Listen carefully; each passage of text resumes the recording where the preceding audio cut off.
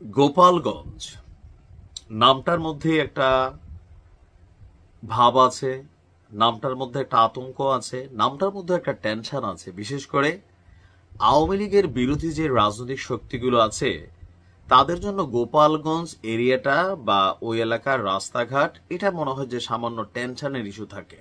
কেননা এটা শেখ হাসিনার এলাকা বা বঙ্গবন্ধুর এলাকা ছিলেন। তো সেই গোপালগঞ্জে গতকালকে যে ঘটনা ঘটেছে, আর ঘটনার সাথে সংশ্লিষ্ট যারা, যে বাসের শ্রমিকরা, হেল্পাররা, তারপরে হচ্ছে আপনার এখানে আমরা যদি দেখি হোটেলের শ্রমিকরা, বাসের শ্রমিকরা মিলে বৈষম্য বিরোধী ছাত্র আন্দোলনের অনেক নেতাদেরকে বেধড়ক পিটিয়েছেন। এদের মধ্যে অনেকে হাসপাতালে ভর্তির কাজ লেগেছে। গোপালগঞ্জে কি এমন ঘটনা ঘটল? তবে সারা বাংলাদেশের অনেক জায়গায় বৈষম্য বিরোধী ছাত্র আন্দোলনের নেতারা ইদানিং কিন্তু মার খাচ্ছেন। ওই দিনও দেখছি আমরা হাসপাতালের ভেতর ঢুকে অনেককে পিটিয়েছে। আবার অনেকের নামে অভিযোগও আছে যে জুলাই আন্দোলনের নামে তারা অনেকে হাসপাতাল দখল করে ফেলছে, জাতীয় চক্ষু হাসপাতাল, সেখানে তারা বউ বাচ্চা নিয়েও থাকে। এখন নানান জায়গায় পজিটিভ নেগেটিভ অ্যাক্টিভিটিস আছে। তবে এই ঘটনাগুলো ঘটানোর আগে মাথায় রাখা উচিত যেগুলোর পরিণতি আপনাকে ভোগ করতে হবে যারাই ঘটাচ্ছেন। তবে এই ঘটনায় আওয়ামী লীগের সংশ্লিষ্টতা পাওয়া যায়নি। ঘটনার প্রেক্ষাপট কি? মাদারীপুরের জুলাই গণঅভ্যুত্থানে শহীদ এবং আহত শিক্ষার্থীদের বাড়িতে মৌসুমি ফল বিতরণ দিয়ে শেষ করে দিয়া তারপর হচ্ছে যে বাড়ির দিকে ফিরছিল বৈষম্য বিরোধী আন্দোলনের আপনার কয়েকজন নেতাকর্মীরা। রাত ৮টার দিকে গোপালগঞ্জের মুকসুদপুর উপজেলার চর প্রসন্নদী গ্রামের বরিশাল গেটওয়ে হোটেলে ঘটেছে এই চাঞ্চল্যকর ঘটনা। আপনার মাদারীপুর সদর হাসপাতালে এই মুহূর্তে যারা ভর্তি আছে, আমরা আগে মূল ঘটনাটা দেখি। আমাদের পুলিশ ফাঁড়ির যিনি উপপরিদর্শক আছেন মুকসুদপুরের, আমাদের এসআই আলমগীর ভাই, তিনি বলছেন বৈষম্য বিরোধী ছাত্র আন্দোলনের সদস্যদের একটি দল জুলাই আন্দোলনে রাজৈর উপজেলার শহীদ এবং আহত ৫ শিক্ষার্থীর বাড়িতে মৌসুমি ফল বিতরণ করে মাদারীপুর শহরে ফিরছিলেন। ফেরার পথে তাদের বহনকারী পিকআপ ভ্যানটি গোপালগঞ্জ জেলার মুকসুদপুর উপজেলার চর প্রসন্নদী এলাকার বরিশাল গেট হোটেলে বিরতি নেয়। এই সময় ছাত্রদের লক্ষ্য করে একটা কটূক্তি করে মিজান পরিবহন নামের একটি যাত্রীবাহী বাসের শ্রমিকরা কেন বৈষম্য বিরোধী ছাত্রদের উপর ক্ষুব্ধ? মনে হয় আওয়ামী লীগ করে নাকি, না শ্রমিক লীগ করে, নাকি শ্রমিক দল করে? কারণ এখন বৈষম্য বিরোধীর উপর ক্ষুব্ধ কিন্তু আওয়ামী লীগ, বিএনপি সবাই। বাস্তবতা হচ্ছে এটা। তো এদের পরিচয় জানা যায়নি। এর প্রতিবাদ করতে ওই বাসে ওঠেন কয়েকজন ছাত্র, ভাবছে আমরা বৈষম্য বিরোধী, বেটা গালি দিছি, সে একদম বাস থেকে নামাইয়া, হয়তো এরকম জোশ ছিল, ইয়াং পোলাপাইন।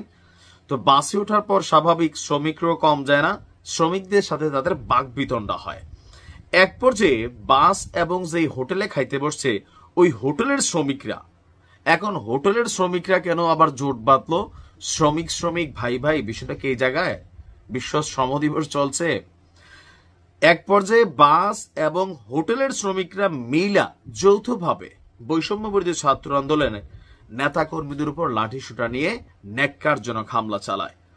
মারের এক পর্যায়ে চিৎকার চেঁচামেচি শুরু করে তারা, মা গো, বাবা গো, তারপর কে কোথায় আছেন, আমাদেরকে বাঁচান। যখন এভাবে তারা চিৎকার করছিল, পরে গ্রামের মানুষ বা আশেপাশের মানুষ তাদের এই করুণ চিৎকারে সাড়া দিয়ে আপনার এখানে আসেন লাঠি সুটা নিয়ে। তো ওই বাসের শ্রমিকরা, হোটেল শ্রমিকরা আবার পালিয়ে যান এলাকার মানুষদেরকে দেখে। পরে আহতদেরকে উদ্ধার করে মাদারীপুর সদর হাসপাতালে ভর্তি করা হয়। এসআই বলছেন যে ওসি মোস্তফা তিনি ঘটনাস্থল পরিদর্শন করেছেন। এই ঘটনায় জড়িত চর প্রসন্নদী গ্রামের আজিজুল শেখের ছেলে ইব্রাহিম শেখ সাগরকে আটক করেছে পুলিশ। মামলার প্রস্তুতি চলছে। আর মিজান পরিবহন এবং বরিশাল গেটওয়ে হোটেলের শ্রমিকরা যৌথভাবে এই হামলা চালিয়েছে। মিজান পরিবহন বাসটি ভাঙ্গা থেকে বরিশাল যাচ্ছিল, পথে বাসটিও ওই হোটেলে বিরতি নেয় বলে তিনি জানিয়েছেন। কিন্তু আমি বুঝি না যে হোটেলের তারা এখানে কিভাবে কানেক্ট হয়ে গেল। আর এখানে যারা হাসপাতালে ভর্তি আছেন, মাদারীপুর জেলা বৈষম্য বিরোধী ছাত্র আন্দোলনের যুগ্ম আহ্বায়ক আশিকুর ইসলাম, কিরণ আক্তার, আর সদস্য সচিব যিনি আছেন সেই এলাকার মাসুম বিল্লাহ, আরেক যুগ্ম আহ্বায়ক দিয়া ইসলাম, মিথিলা ফারজানা, মানে মেয়েদেরকেও মারছে। বড় ন্যাক্কারজনক ঘটনা। 24 জুলাইয়ের এই যোদ্ধাদেরকে এই মুহূর্তে এইভাবে মারধর করার সাহসটা এই শ্রমিকরা কিভাবে পায়? বা শ্রমিকদের সাথে সাথে মেয়ে মানুষ আছে, মাঝে মাঝে হিরোইজম দেখাইতে হয় না। বাংলা সিনেমা পোলাপেন এখন দেখেন, আমরা দেখছি ছোটবেলায়, হ্যাঁ, অনেক সময় দেখা গেছে যে শাবানার একটা ইপটিজিং করতো, অথবা নায়িকা পপির ইপটিজিং করতো, শাবনুর ইপটিজিং করতো, তো সালমান শাহর হাত ধরে ফেলতো যে তুমি যাইও না প্লিজ। তো অনেক সময় নায়করা বা নায়িকাদেরকে রিক্সায় তুলে দিয়া অথবা টেম্পুতে তুইলা দিয়া, তখন টেম্পু ছিল ওই যে আপনার ডিজেলে চলতো, but but but but but করে, টেম্পুতে অথবা প্রাইভেট কারে তুইলা দিয়া বা বন্ধুকে ডাক দিয়ে ওকে বাসায় নিয়ে যা, ফিরে আইসা মারামারি করতো, অ্যাকশন করতো, দৌড়ে দৌড়ে পিটাইতো। নায়িকা আবার পরের দিন কলেজে যাওয়ার সময় এই বাচ্চাগুলা, মানে এই সন্ত্রাসী বাচ্চারা আবার দেখা, ম্যাডাম সালাম আলাইকুম, ভাবি সালাম আলাইকুম, বলতো আল্লাহ তোমাদের কি হয়েছে, কে তোমাদের এমন হাল করেছে? আকাশ, নায়কের নাম বেশিরভাগ সময় আকাশ থাকতো।